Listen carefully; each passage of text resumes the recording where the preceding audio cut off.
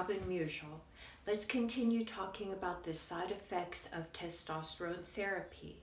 In this short lesson, we'll talk about how testosterone can convert into estrogen.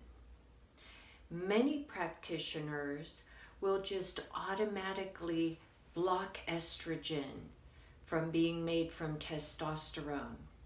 But in all the literature, I'm here to tell you, do not block estrogen. I only block estrogen in maybe 3% of my clients. And in this talk, I'll help you to understand how my clients function better and live longer. Estrogen is falsely accused of being harmful in men. Really, estrogen is the thing, when your testosterone level is high enough, then some of it will convert into estrogen and make more estrogen, and you want that to happen because it's estrogen that protects you from cardiovascular disease, from strokes. It's estrogen that protects your nervous system from developing neurological diseases or Alzheimer's disease.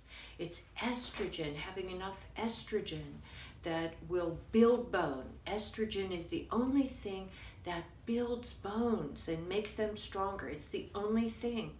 Estrogen too helps increase your libido, it protects against diabetes, and it helps decrease anxiety and depression. Why would you want to block it? All literature to date demonstrates that no harm comes when you get elevated estrogen from testosterone replacement therapy, only good. And the literature shows that when your estrogen is blocked and decreased, that's when the harm comes in. The only time that I block estrogen is, and I do test every person's estrogen level every time I take labs. So if the estrogen goes above 80 or 90, then I'll block it for a few months. Or if a gentleman develops gynecomastia, then I may block it for a few months. So normal levels of estradiol in men is between 10 and 55 picograms. They measure it in picograms. And in young men, and many people, that's where they want their levels to be. In young men, the average is 75. For women, menopausal women, it's between, without replacement therapy, it's between 10 and 30.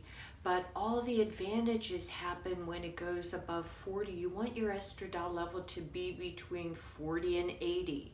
That's when all those great things happen. So, for example, I had a 54-year-old gentleman who came to me for the first time, and his BMI was 36. He was a large gentleman, and he had gynecomastia.